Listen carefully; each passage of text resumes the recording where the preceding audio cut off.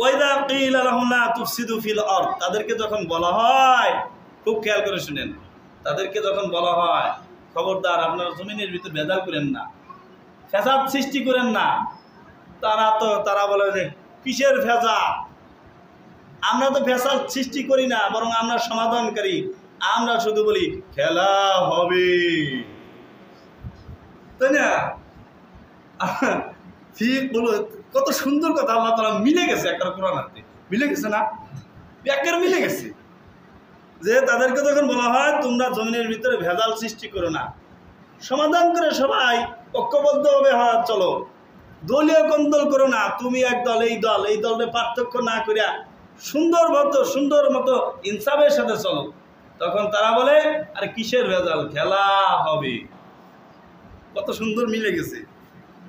এরপরে আল্লাহ তাআলা বলেন, হ্যাঁ, ওয়াইযা কিলা লাহুম লা তুফসিদু ফিল আরদি ক্বালু ইন্নামা নাহনু মুসলিহুন, তারা বলেন কিসের ভেজাল, বরং আমরা আরো সমাধান করে, এই পুলিশ তোমরা সমাধান করে সব সাইজ করে দাও, অর্ডার দিয়ে দেয়।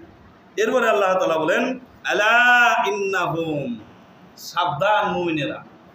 আল্লাহ তাআলা নামাজের ব্যাপারে বলেন নাই সাবধান নামাজ পড়ো, আল্লাহ তাআলা রোজার ব্যাপারে বলেন নাই সাবধান রোজা রাখো, কিন্তু এই সমস্ত লোকদের ব্যাপারে আল্লাহ তাআলা আলা শব্দ আনছেন। আল্লাহ মানে সাবধান, খবরদার, সাবধান, এদের থেকে দূরে থাকো, সাবধান। আলা ইন্নাহুম হুমুল মুফসিদুনা ওয়ালাকিন লা ইয়াশকুরুন, এরা কিন্তু ফ্যাসাদ সৃষ্টিকারী, এরা কিন্তু ভেজাল সৃষ্টিকারী, খবরদার, তাদের দ্বারের কাছেও যায় না, কিন্তু এটা তারা উপলব্ধি করে না। ওয়াইদা কিলা লাহুম আমিনু কামা আমানান নাস, তাদেরকে যখন বলা হয় মানে এবং ইজা মানে যখন কিলা বলা হয় তাদেরকে আমানান নাস, আপনারা এরকম ফ্যাসাদ করেন কেন, ভেজাল করেন কেন, মানুষ যেরকম ইমানদার হয়েছে এরকম ইমানদার হয়ে যান, নামাজি হয়ে যান, রোজাদার হয়ে যান, মুত্তাকি হয়ে যান, ইমানদার হয়ে যান, মুমিন হয়ে যান। তখন তারা বলে কি বলো, ওরা তো বেকুব, ঠান্ডা নাই গরম নাই, মসজিদের ভিতরে যা সেজদায় দেয়, ওদের মতো সময় নষ্ট করার সময় আমাদের আছে নাকি? যারা ইমানদার তাদেরকে ওরা বেকুব বলে, বেকুব। এই যে কোরআন শরীফের আয়াতে আল্লাহ তাআলা বলছেন ওয়াইযা কিলা লাহুম আমানু কামা আমানান নাস, তাদেরকে যখন বলা হয় আপনারা ঈমান আনেন মানুষরা যেইভাবে ঈমান আনছে, তখন তারা বলে ক্বালু আনুমিনু কামা আমানাস সুফাহা, সুফাহা শব্দের অর্থ বেকুব, নির্ভর, বুদ্ধি কম। এই বুদ্ধি কম নির্বোধের মতো আমরা ঈমান আনবো? আমাদের সকালের ঘুমটা কত সুন্দর লাগে, সকালে ঘুমালে আমাদেরকে মানুষ সাহেব বলে না, ঘুমালে সাহেব বলে না, আমরা এই ঘুম ভাঙিয়ে কি এই পরিস্থিতিতে যাইতে পারি?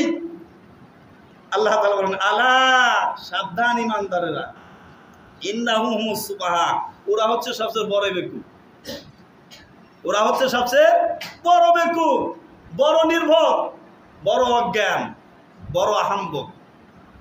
ওয়ালাকিন লা ইয়ালামুন, কিন্তু এটা তারা বুঝে না, এটা তারা উপলব্ধি করতে পারে। কি কোরআনের আয়াতের সাথে মিল আছে নাকি? বলেন মিল আছে নাকি? একেবারে মিল।